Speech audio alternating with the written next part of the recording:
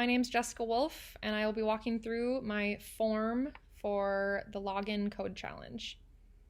As you can see here, we're starting in a Figma file where I have a input and text component built with different variations depending on which state we're going to be adding to it.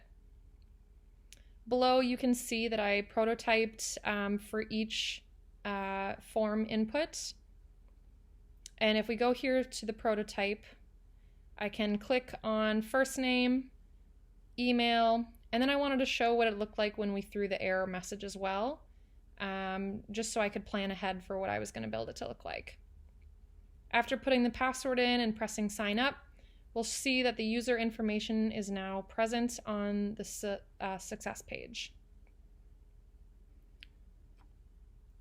Over in my local host, which is directly from my code, which is open right now, we can see I'm just typing in my first name, my email, and I'll also show the error animation here for the password.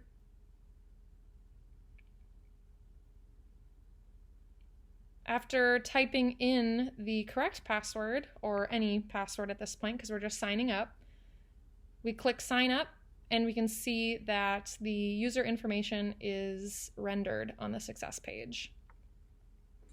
Over here in the code, I'll start in button, which I'm doing a ternary operator just to show that we will render the button text. So this is a reusable component for when we use it on both the login and the success page. In app.js, this is where I store the state in order to use it in both the login and success components.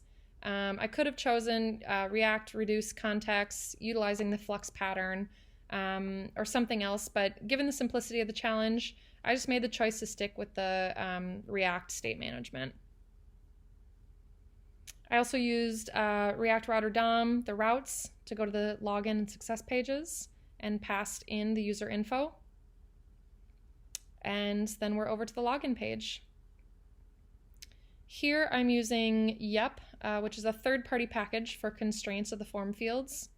And for async validation, I use Formic, which manages the form state. Down here in the validation schema, this is where I passed on the props, I updated the values, and used the React Router DOM API to push the submission to the success page using use history. In the form, I passed the errors, which are self-explanatory, and touched, which tracks whether or not the user is editing or quote-unquote touching the field, so we don't throw any unnecessary errors. Below right here we can see I'm using that button component, which is called with a button type and button text. And here on the success.js file, I'm passing the user info to the page, including the name and the email, and again, using that same button function below, which gives its own unique button text. A couple of things I want to highlight in my CSS file.